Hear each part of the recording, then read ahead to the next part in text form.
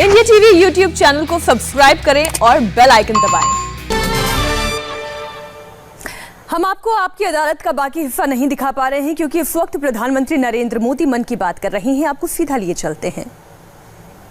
मेरे प्यारे देशवासियों, नमस्कार। कल माघ पूर्णिमा का पर्व था।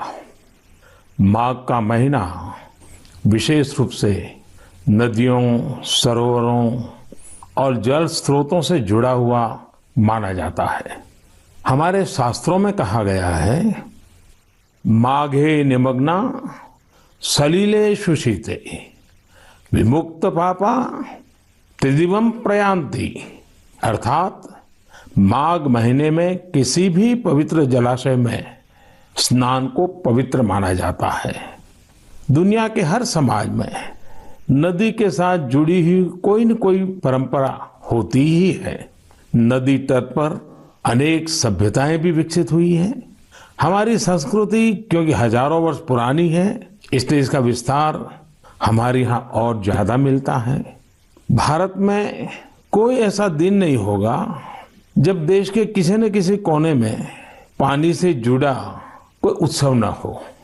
माघ के दिनों में तो लोग अपना घर, परिवार, सुख सुविधा छोड़कर पूरे महीने नदियों के किनारे कल्पवास करने जाते हैं।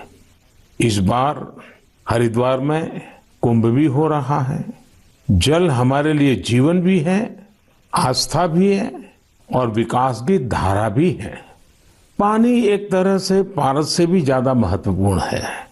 कहा जाता है, पारस के स्पर्श से लोहा सोने में परिवर्तित हो जाता है। वैसे ही पानी का स्पर्श जीवन के लिए जरूरी है, विकास के लिए जरूरी है। साथियों, माघ महीने को जल से जोड़ने का संभवतः एक और भी कारण है। इसके बाद से ही सर्दियां खत्म हो जाती हैं और गर्मियों की दस्तक होने लगती हैं। इसलिए पानी के संरक्षण के लिए हमें अभी से ही प्रयास शुरू कर देने चाहिए। कुछ दिनों बाद मार्च महीने में ही 22 तारीख को वर्ल्ड वाटर डे भी है। मुझे यूपी की आराध्या जी ने लिखा है कि दुनिया में करोड़ों लोग अपने जीवन का बहुत बड़ा हिस्सा पानी की कमी को पूरा करने में ही लगा देते हैं। बिन पानी सब सून, ऐसे ही नहीं कहा गया है।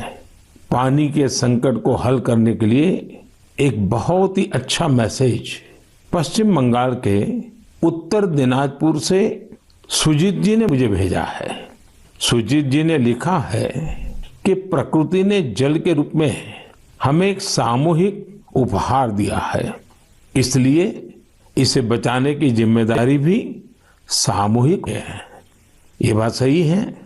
जैसे सामूहिक उपहार है, वैसे ही सामूहिक उत्तरदायित्व भी है। सुजीत जी की बात बिल्कुल सही है। नदी, तालाब, झील, वर्षा या जमीन का पानी, ये सब हर किसी के लिए है। साथियों, एक समय था जब गांव में कुएं, पोखर, इनकी देखभाल सब मिलकर करते थे।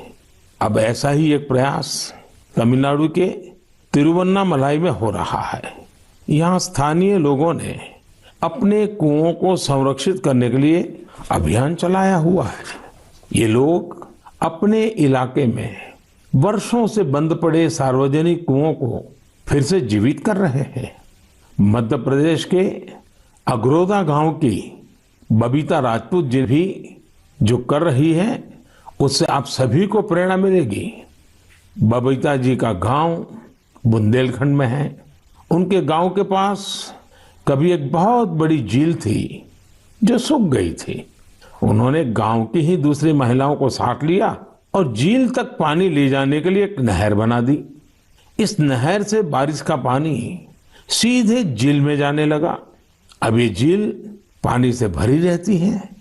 साथियों, उत्तराखंड के बागेश्वर में रहने वाले जगदीश कुनियाल जी का काम भी बहुत कुछ सिखाता है। जगदीश जी का गांव और आसपास का क्षेत्र पानी की जरूरतों के लिए एक प्राकृतिक स्रोत पर निर्भर था, लेकिन कई साल पहले ये स्रोत सूख गया। इससे पूरे इलाके में पानी का संकट गहराता चला गया। जगदीश जी ने इस संकट का हल वृक्षारोपण से करने की ठानी। उन्हें पूरे इलाके में गांव के लोगों के साथ मिलकर हजारों पेड़ लगाए और आज उनके इलाके का सूख चुका वो जल स्रोत फिर से भर गया है। साथियों, पानी को लेकर हमें इसी तरह अपनी सामूहिक जिम्मेदारियों को समझना होगा। भारत के ज्यादातर हिस्सों में मई जून में बारिश शुरू होती है। क्या हम अभी से अपने आसपास के जल स्रोतों की सफाई के लिए, वर्षा जल के संचयन के लिए 100 दिन का कोई अभियान शुरू कर सकते हैं? इसी सोच के साथ अब से कुछ दिन बाद जल शक्ति मंत्रालय द्वारा भी जल शक्ति अभियान कैच द रेन भी शुरू किया जा रहा है। इस अभियान का मूल मंत्र है catch the rain where it falls when it falls. हम अभी से जुटेंगे। हम पहले से जो रेन वाटर हार्वेस्टिंग सिस्टम है उन्हें दुरुस्त करवा लेंगे। गांवों में, तालाबों में, पोखरों की सफाई करवा लेंगे। जल स्रोतों तक जा रहे पानी के रास्ते की रुकावटें दूर कर लेंगे तो ज्यादा से ज्यादा वर्षा जल का संचयन कर पाएंगे। मेरे प्यारे देशवासियों, जब भी माघ महीने और इसके आध्यात्मिक सामाजिक महत्व की चर्चा होती है तो ये चर्चा एक नाम के बिना पूरी नहीं होती। ये नाम है संत रविदास जी का। माघ पूर्णिमा के दिन ही संत रविदास जी की जयंती होती है। आज भी संत रविदास जी के शब्द, उनका ज्ञान हमारा पथ प्रदर्शन करता है। उन्होंने कहा था, एक ही माटी के सब भांडे, सबका एको सृजनहार। रविदास व्यापई एक ही घट भीतर, सबको एक ही घड़े कुम्हार। हम सभी एक ही मिट्टी के बर्तन हैं, हम सभी को एक ने ही गढ़ा है। संत रविदास जी ने समाज में व्याप्त विकृतियों पर हमेशा खुलकर अपनी बात कही। उन्होंने इन विकृतियों को समाज के सामने रखा, उसे सुधारने की राह दिखाई। और तभी तो मीरा जी ने कहा था, गुरु मिलिया रैदास दीनी ज्ञान की घुटकी। ये मेरा सौभाग्य है कि मैं संत रविदास जी की जन्मस्थली वाराणसी से जुड़ा हुआ हूँ। संत रविदास जी के जीवन की आध्यात्मिक ऊंचाई को और उनकी ऊर्जा को मैंने उस तीर्थ स्थल में अनुभव किया है। साथियों, रविदास जी कहते थे, करम बंधन में बंद रहियो, फल की नात जियो आस। कर्म मानुष का धर्म है, सत भाखे रविदास। अर्थात हमें निरंतर अपना कर्म करते रहना चाहिए, फिर फल तो मिलेगा ही मिलेगा। यानी कर्म से सिद्धि तो होती ही होती है। हमारे युवाओं को एक और बात संत रविदास जी से जरूर सीखनी चाहिए। युवाओं को कोई भी काम करने के लिए खुद को पुराने तौर तरीकों में बांधना नहीं चाहिए।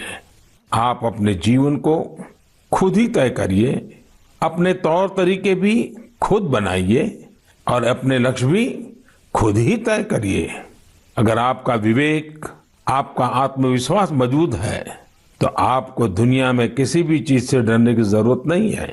मैं ऐसा इसलिए कहता हूं क्योंकि कई बार हमारे युवा एक चली आ रही सोच के दबाव में वो काम नहीं कर पाते जो करना वाकई उन्हें पसंद होता है। इसलिए आपको कभी भी नया सोचने, नया करने में संकोच नहीं करना चाहिए। इसी तरह संत रविदास जी ने एक और महत्वपूर्ण संदेश दिया है। ये संदेश है अपने पैरों पर खड़ा होना। हम अपने सपनों के लिए किसी दूसरे पर निर्भर रहें, ये बिल्कुल ठीक नहीं है। जो जैसा है वैसा चलता रहे। रविदास जी कभी भी इसके पक्ष में नहीं थे और आज हम देखते हैं कि देश का युवा भी इस सोच के पक्ष में बिल्कुल नहीं है। आज जब मैं देश के युवाओं में इनोवेटिव स्पिरिट देखता हूं तो मुझे लगता है कि हमारे युवाओं पर संत रविदास जी को जरूर गर्व होता। मेरे प्यारे देशवासियों, आज नेशनल साइंस डे भी है। आज का दिन भारत के महान वैज्ञानिक डॉक्टर सीवी रमन जी द्वारा की गई रमन इफेक्ट खोज को समर्पित है। केरल से योगेश्वरन जी ने नमो ऐप पर लिखा है कि रमन इफेक्ट की खोज ने पूरी विज्ञान की दिशा को बदल दिया था। इससे जुड़ा हुआ एक बहुत अच्छा संदेश मुझे नासिक के स्नेहिल जी ने भी भेजा है।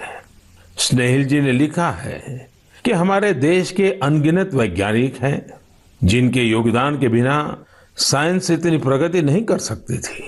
हम जैसे दुनिया के दूसरे वैज्ञानिकों के बारे में जानते हैं, वैसे ही हमें भारत के वैज्ञानिकों के बारे में भी जानना चाहिए। मैं भी मन की बात के इन श्रोताओं की बात से सहमत हूं। मैं जरूर चाहूंगा कि हमारे युवा भारत के वैज्ञानिक इतिहास को, हमारे वैज्ञानिकों को जाने, समझे और खूब पढ़ें। साथियों, जब हम साइंस की बात करते हैं तो कई बार इसे लोग फिजिक्स, केमिस्ट्री या फिर लैब्स तक ही सीमित कर देते हैं, लेकिन साइंस का विस्तार तो इससे कहीं ज्यादा है। और आत्मनिर्भर भारत अभियान में साइंस की शक्ति का बहुत योगदान भी है।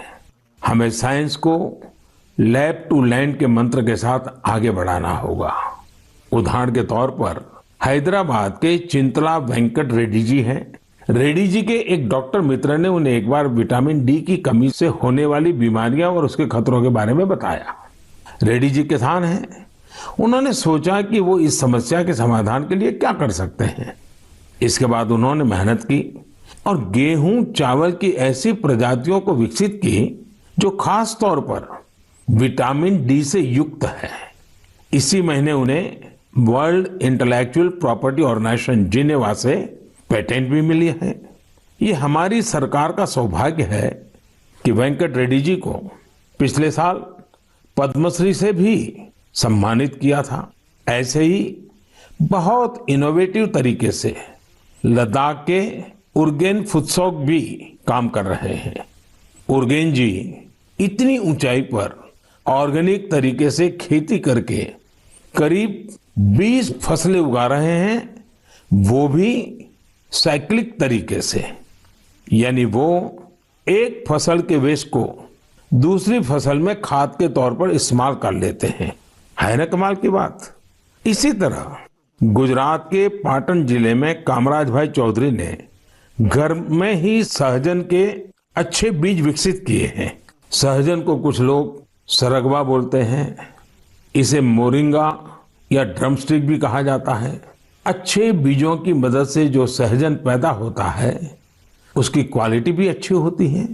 अपनी उपज को वो अब तमिलनाडु और पश्चिम बंगाल भेजकर अपनी आय भी बढ़ा रहे हैं। साथियों, आजकल चिया सीड्स का नाम आप लोग बहुत सुनते होंगे। हेल्थ अवेयरनेस से जुड़े लोग इसे काफी महत्व देते हैं और दुनिया में इसकी बड़ी मांग भी है। भारत में इसे ज्यादातर बाहर से मंगाते हैं, लेकिन अब चिया सीड्स में आत्मनिर्भरता का बीड़ा भी लोग उठा रहे हैं। ऐसे ही यूपी के बाराबंकी में हरिश्चंद्र जी ने चिया सीड्स की खेती शुरू की है। चिया सीड्स की खेती उनकी आय भी बढ़ाएगी और आत्मनिर्भर भारत अभियान में मदद भी करेगी। साथियों, एग्रीकल्चर वेस्ट से वेल्थ क्रिएट करने के भी कई प्रयोग देश भर में सफलतापूर्वक चल रहे हैं। जैसे मदुरई के मुरुगेसन जी ने केले के वेस्ट से रस्सी बनाने की एक मशीन बनाई है। मुरुगेसन जी के इस इनोवेशन से पर्यावरण और गंदगी का भी समाधान होगा और किसानों के लिए अतिरिक्त आय का रास्ता भी बनेगा। साथियों, मन की बात के श्रोताओं को इतने सारे लोगों के बारे में बताने का मेरा मकसद यही है कि हम सभी इनसे प्रेरणा लें। जब देश का हर नागरिक अपने जीवन में विज्ञान का विस्तार करेगा, हर क्षेत्र में करेगा, तो प्रगति के रास्ते भी खुलेंगे और देश आत्मनिर्भर भी बनेगा। और मुझे विश्वास है ये देश का हर नागरिक कर सकता है। मेरे प्यारे साथियों, कोलकाता के रंजन जी ने अपने पत्र में बहुत ही दिलचस्प और बुनियादी सवाल पूछा है और साथ ही बेहतरीन तरीके से उसका जवाब भी देने की कोशिश की है। वे लिखते हैं कि जब हम आत्मनिर्भर होने की बात करते हैं तो इसका हमारे लिए क्या अर्थ होता है? इसी सवाल के जवाब में उन्होंने खुद ही आगे लिखा है कि आत्मनिर्भर भारत अभियान केवल एक गवर्नमेंट पॉलिसी नहीं है, बल्कि एक नेशनल स्पिरिट है। वो मानते हैं कि आत्मनिर्भर होने का अर्थ है कि अपनी किस्मत का फैसला खुद करना, यानी स्वयं अपने भाग्य का नियंता होना।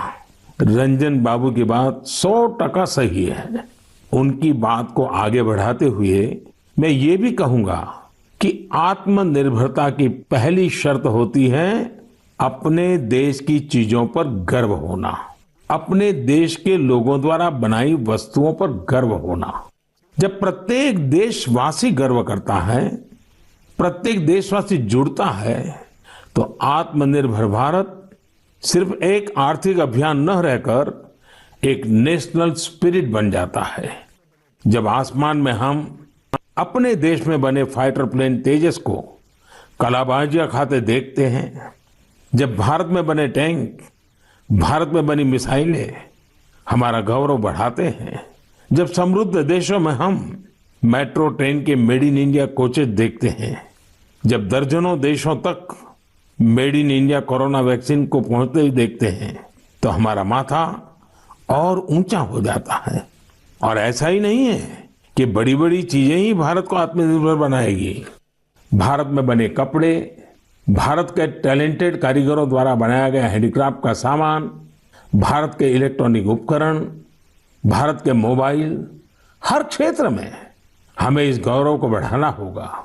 जब हम इसी सोच के साथ आगे बढ़ेंगे, तभी सही मायने में आत्मनिर्भर बन पाएंगे। और साथियों, मुझे खुशी है कि आत्मनिर्भर भारत का ये मंत्र देश के गांव-गांव में पहुंच रहा है। बिहार के बेतिया में यही हुआ है, जिसके बारे में मुझे मीडिया में पढ़ने को मिला।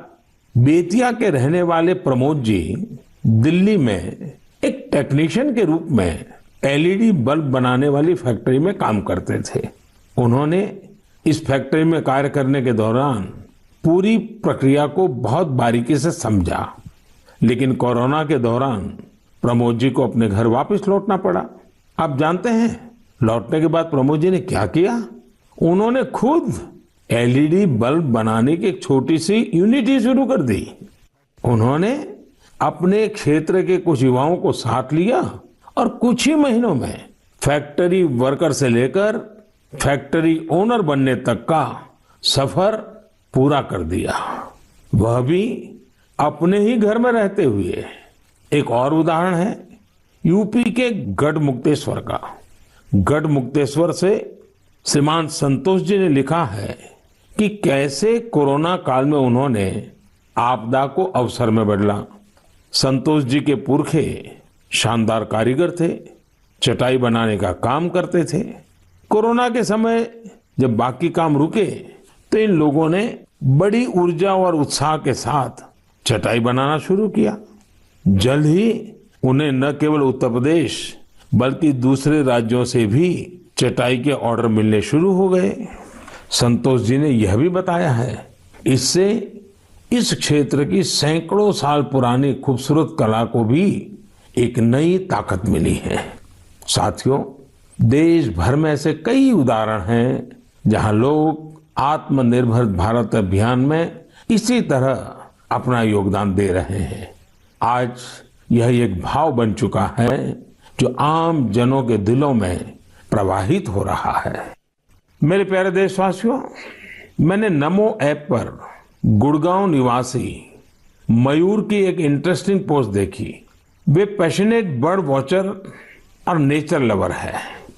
मयूर जी ने लिखा है कि मैं तो हरियाणा में रहता हूं, लेकिन मैं चाहता हूं कि आप असम के लोगों और विशेष रूप से काजीरंगा के लोगों की चर्चा करें। मुझे लगा कि मयूर जी राइनोज के बारे में बात करेंगे, जिन्हें वहां का गौरव कहा जाता है। लेकिन मयूर जी ने काजीरंगा में वाटरफॉल्स की संख्या में हुई बढ़ोतरी को लेकर असम के लोगों की सराहना के लिए कहा है। मैं ढूंढ रहा था कि हम वाटरफॉल्स को साधारण शब्दों में क्या कह सकते हैं, तो एक शब्द मिला, जल पक्षी। ऐसे पक्षी जिनका बसेरा पेड़ों पर नहीं पानी पर होता है, जैसे बतख वगैरह, Kaziranga national park and tiger reserve authority कुछ समय से एनुअल वाटरफाउल सेंसस करती आ रही है। इस सेंसस से जल पक्षियों की संख्या का पता चलता है और उनके पसंदीदा हैबिटेट की जानकारी मिलती है।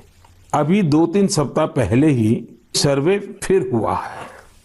आपको भी ये जानकर खुशी होगी कि इस बार जल पक्षियों की संख्या पिछले वर्ष की तुलना में करीब 175% ज्यादा आई है। इस सेंसस के दौरान काजीरंगा नेशनल पार्क में बर्ड्स की कुल 112 स्पीशीज को देखा गया है। इनमें से 58 स्पीशीज यूरोप, सेंट्रल एशिया और ईस्ट एशिया सहित दुनिया के विभिन्न हिस्सों से आए विंटर माइग्रेंट्स है। इसका सबसे महत्वपूर्ण कारण यह है कि यहाँ बेहतर वाटर कंजर्वेशन होने के साथ ह्यूमन इंटरफियरेंस बहुत कम है। वैसे कुछ मामलों में पॉजिटिव ह्यूमन इंटरफियरेंस भी बहुत महत्वपूर्ण होता है। असम के श्री जादव पायेंग को ही देख लीजिए।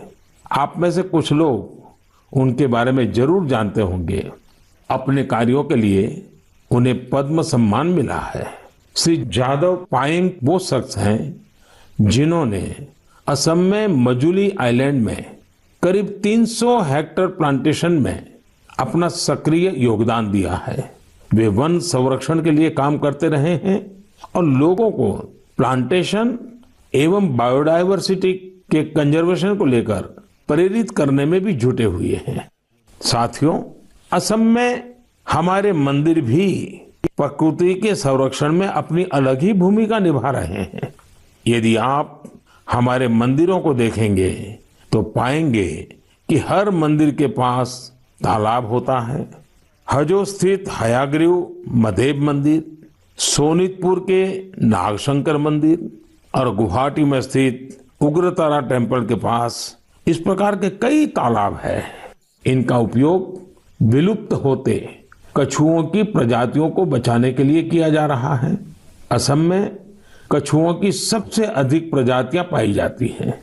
मंदिरों के ये तालाब कछुओं के संरक्षण, प्रजनन और उनके बारे में प्रशिक्षण के लिए एक बेहतरीन स्थल बन सकते हैं। मेरे प्यारे देशवासियों, कुछ लोग समझते हैं कि इनोवेशन करने के लिए आपका साइंटिस्ट होना जरूरी है। कुछ सोचते हैं कि दूसरों को कुछ सिखाने के लिए आपका टीचर होना जरूरी है। इस सोच को चुनौती देने वाले व्यक्ति हमेशा सराहनीय होते हैं। अब जैसे क्या कोई किसी को सोल्जर बनने के लिए प्रशिक्षित करता है तो क्या उसको सैनिक होना जरूरी है? आप सोच रहे होंगे कि हाँ, जरूरी है। लेकिन यहाँ थोड़ा सा ट्विस्ट है। माईगॉव पर कमलकांत जी ने मीडिया की एक रिपोर्ट साझा की है जो कुछ अलग बात कहती है। ओडिशा में अराखुड़ा में एक सज्जन है नायक सर। वैसे तो इनका नाम सिलू नायक है, पर सब उन्हें नायक सर ही बुलाते हैं। दरअसल वे मैन ऑन अ मिशन है। वह उन युवाओं को मुफ्त में प्रशिक्षित करते हैं जो सेना में शामिल होना चाहते हैं। नायक सर के ऑर्गेनाइजेशन का नाम महागुरु बटालियन है। इसमें फिजिकल फिटनेस से लेकर इंटरव्यूज तक और राइटिंग से लेकर ट्रेनिंग तक इन सभी पहलुओं के बारे में बताया जाता है। आपको यह जानकर हैरानी होगी कि उन्होंने जिन लोगों को प्रशिक्षण दिया है, उन्होंने थल सेना, जल सेना, वायुसेना, सीआरपीएफ, बीएसएफ ऐसे यूनिफॉर्म फोर्सेस में अपनी जगह बनाई है। वैसे आप ये जानकर भी आश्चर्य से भर जाएंगे कि सिलू नायक जी ने खुद ओडिशा पुलिस में भर्ती होने के लिए प्रयास किया था, लेकिन वो सफल नहीं हो पाए। इसके बावजूद उन्होंने अपने प्रशिक्षण के दम पर अनेक युवाओं को राष्ट्र सेवा के योग्य बनाया है। आइए हम सब मिलकर नायक सर को शुभकामना दें कि वह हमारे देश के लिए और अधिक नायकों को तैयार करें। साथियों, कभी कभी बहुत छोटा और साधारण सा सवाल भी मन को झकझोर जाता है। ये सवाल लंबे नहीं होते हैं, बहुत सिंपल होते हैं, फिर भी वे हमें सोचने पर मजबूर कर देते हैं। कुछ दिन पहले हैदराबाद की अपर्णा रेड्डी जी ने मुझसे ऐसा ही एक सवाल पूछा। उन्होंने कहा कि आप इतने साल से पीएम है, इतने साल सीएम रहे, क्या आपको कभी लगता है कि कुछ कमी रह गई? अपर्णा जी का सवाल बहुत सहज है, लेकिन उतना ही मुश्किल भी। मैंने इस सवाल पर विचार किया और खुद से कहा, मेरी एक कमी ये रही कि मैं दुनिया की सबसे प्राचीन भाषा तमिल सीखने के लिए बहुत प्रयास नहीं कर पाया। मैं तमिल नहीं सीख पाया। यह एक ऐसी सुंदर भाषा है जो दुनिया भर में लोकप्रिय है। बहुत से लोगों ने मुझे तमिल लिटरेचर की क्वालिटी और इसमें लिखी गई कविताओं की गहराई के बारे में बहुत कुछ बताया है। भारत ऐसी अनेक भाषाओं की स्थली है जो हमारी संस्कृति और गौरव का प्रतीक है। भाषा के बारे में बात करते हुए मैं एक छोटी सी इंटरेस्टिंग क्लिप आप सबके साथ साझा करना चाहता हूँ। भवतां सर्वेषां हार्दं हार्दं स्वागतम् अस्ति।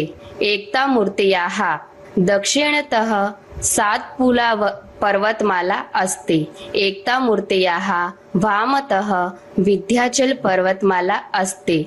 एकता मूर्त्याः नर्मदा नदीस्य उपरि भागे वर्तते।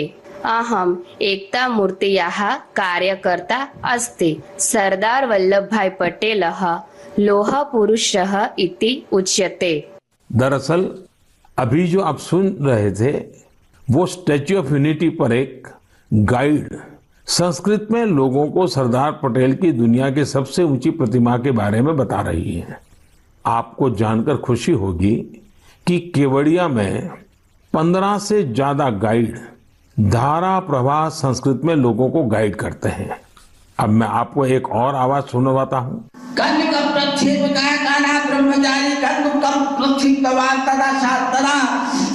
महाविद्यालय से दल नायक अखिलेश पांडे तीव्र आकाश मार्गेण उड्डयन् कन्दुकं सीमारेखातः बहिर्गतवतः खड्गधावनम्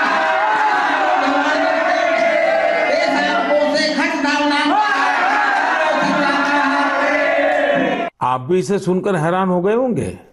दरअसल ये संस्कृत में की जा रही क्रिकेट कमेंट्री है। वाराणसी में संस्कृत महाविद्यालयों के बीच एक क्रिकेट टूर्नामेंट होता है।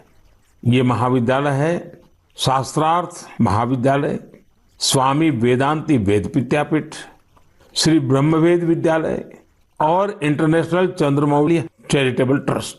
इस टूर्नामेंट के मैचों के दौरान कमेंट्री संस्कृत में भी की जाती है। अभी मैंने उस कमेंट्री का एक बहुत ही छोटा सा हिस्सा आपको सुनाया। यही नहीं, इस टूर्नामेंट में खिलाड़ी और कमेंटेटर पारंपरिक परिधान में नजर आते हैं। यदि आपको एनर्जी, एक्साइटमेंट, सस्पेंस सब कुछ एक साथ चाहिए तो आपको खेलों की कमेंट्री सुननी चाहिए। टीवी आने से बहुत पहले स्पोर्ट्स कमेंट्री ही वो माध्यम थी जिसके जरिए क्रिकेट और हॉकी जैसे खेलों का रोमांच देश भर के लोग महसूस करते थे। टेनिस और फुटबॉल मैचों की कमेंट्री भी बहुत अच्छी तरह से पेश की जाती है। हमने देखा है कि जिन खेलों में कमेंट्री समृद्ध है उनका प्रचार प्रसार बहुत तेजी से होता है। हमारे यहाँ भी बहुत से भारतीय खेल हैं, लेकिन उनमें कमेंट्री कल्चर नहीं आया है और इस वजह से वो लुप्त होने की स्थिति में है। मेरे मन में एक विचार है, क्यों न अलग अलग स्पोर्ट्स और विशेषकर भारतीय खेलों की अच्छी कमेंट्री अधिक से अधिक भाषाओं में हो। हमें इसे प्रोत्साहित करने के बारे में जरूर सोचना चाहिए। मैं खेल मंत्रालय और प्राइवेट संस्थान के सहयोगियों से इस बारे में सोचने का आग्रह करूंगा। मेरे प्यारे युवा साथियों, आने वाले कुछ महीने आप सबके जीवन में विशेष महत्व रखते हैं।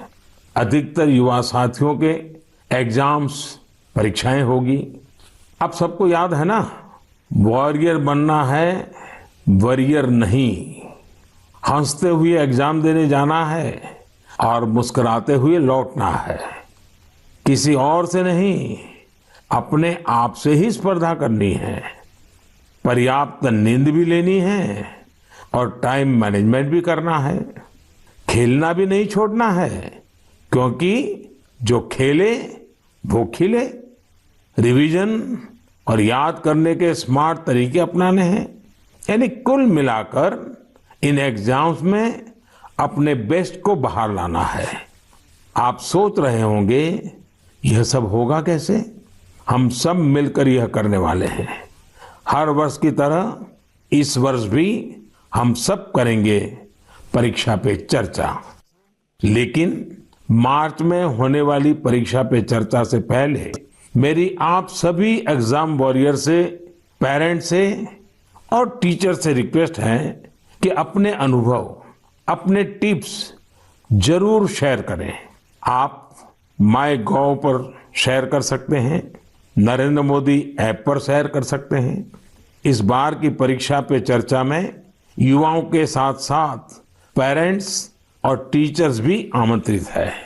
कैसे पार्टिसिपेट करना है, कैसे प्राइज जीतने हैं, कैसे मेरे साथ डिस्कशन का अवसर पाना है, ये सारी जानकारियां आपको MyGov पर मिलेगी। अब तक 1 लाख से अधिक विद्यार्थी, करीब 40,000 पेरेंट्स और तकरीबन 10,000 टीचर भाग ले चुके हैं। आप भी आज ही पार्टिसिपेट कीजिए। इस कोरोना के समय में मैंने कुछ समय निकालकर एग्जाम वॉरियर बुक में भी कई नए मंत्र जोड़ दिए हैं। अब इसमें पेरेंट्स के लिए भी कुछ मंत्र ऐड किए गए हैं। इन मंत्रों से जुड़ी ढेर सारी interesting activities Narendra Modi app पर दी हुई है, जो आपके अंदर के एग्जाम वॉरियर को इग्नाइट करने में मदद करेगी। आप इनको जरूर ट्राई करके देखिए। सभी युवा साथियों को आने वाली परीक्षाओं के लिए बहुत बहुत शुभकामनाएं। मेरे प्यारे देशवासियों, मार्च का महीना हमारे फाइनेंशियल ईयर का आखिरी महीना भी होता है। इसलिए आप में से बहुत से लोगों के लिए काफी व्यस्तता भी रहेगी। अब जिस तरह से देश में आर्थिक गतिविधियां तेज हो रही हैं, उससे हमारे व्यापारी और उद्यमी साथियों की व्यस्तता भी बहुत बढ़ रही है। इन सारे कार्यों के बीच हमें कोरोना से सावधानी कम नहीं करनी है। आप सब स्वस्थ रहेंगे, खुश रहेंगे, कर्तव्य पथ पर डटे रहेंगे तो देश तेजी से आगे बढ़ता रहेगा। आप सभी को त्योहारों की अग्रिम शुभकामनाएं। साथ साथ कोरोना के संबंध में जो भी नियमों का पालन करना है, उसमें कोई ढिलाई नहीं आनी चाहिए। बहुत बहुत धन्यवाद। नमस्ते, मैं हूं मीनाक्षी जोशी। वीडियो और खबरों से अपडेट रहने के लिए India TV YouTube channel subscribe करें, बेल आइकन दबाना ना भूलें। जुड़े रहें इंडिया टीवी के साथ।